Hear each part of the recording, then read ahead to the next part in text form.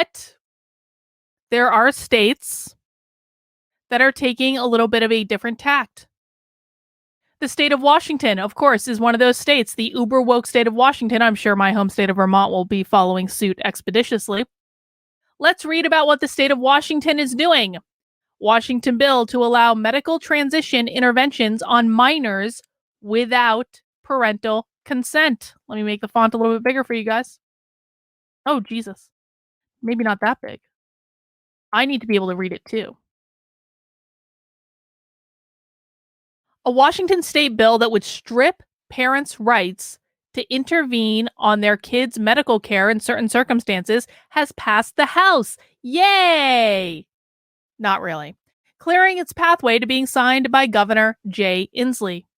An act relating to supporting youth, or Senate Bill 5599, allows host homes for runaway youth to house youth without parental permission. By the way, the state of California is working on a very similar bill. It will strip parental rights after 12 years old if the school psychologist says so. Furthermore, the host homes do not need to notify parents about where their kids are or if they're getting medical interventions or if there is a compelling reason not to, which includes youth seeking protected health services.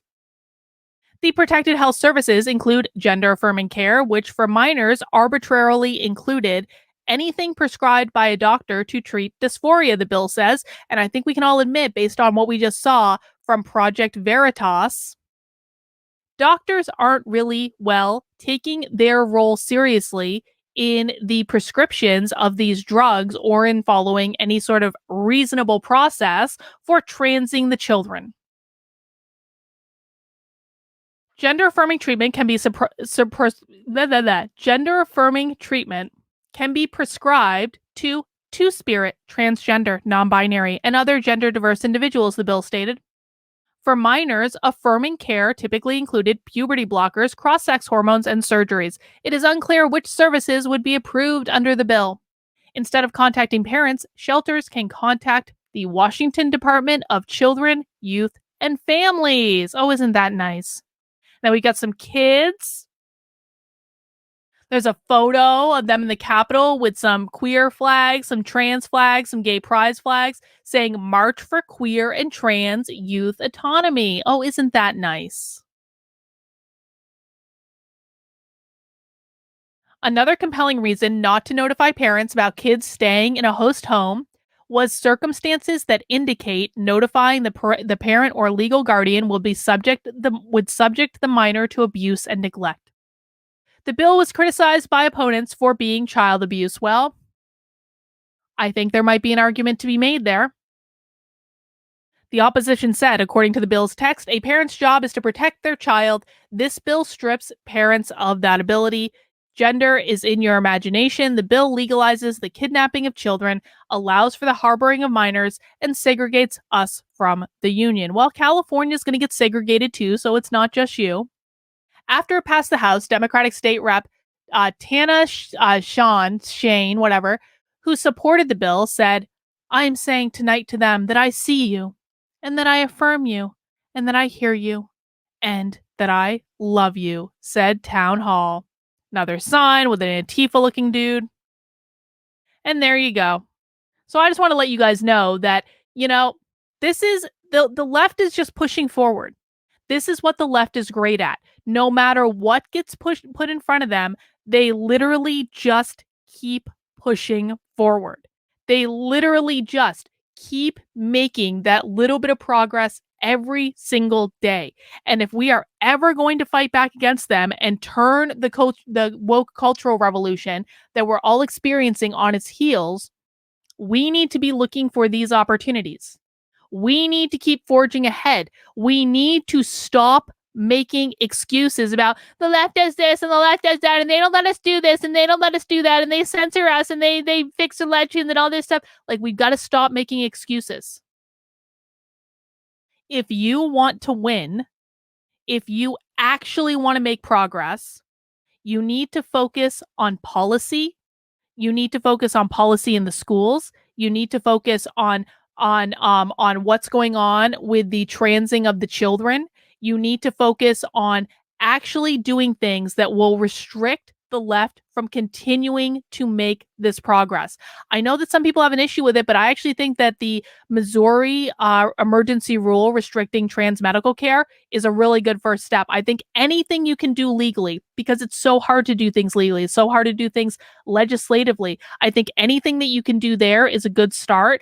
But mostly, I just think that people need to remove their heads from their asses and to start actually doing things that matter. I feel like a lot of people on the right have given up. They've stuck their head in the sand. Do you guys know? I had a comment on my Substack earlier today for this article. I'm pretty sure it was for this one. It might have been for another one, but I had a comment on my Substack saying, "Is this only in the state of Massachusetts, or is this is just in liberal progressive cities, right, Karlyn?" No. No. There are still a lot of people on the political right who do not know what's going on. This is why it is so important, guys. When I ask you to share my work, it is for a reason. There are still so many people who have no idea what is going on. And a lot of those people assume that if they live in a red state, that they're protected from all of this, and you are not.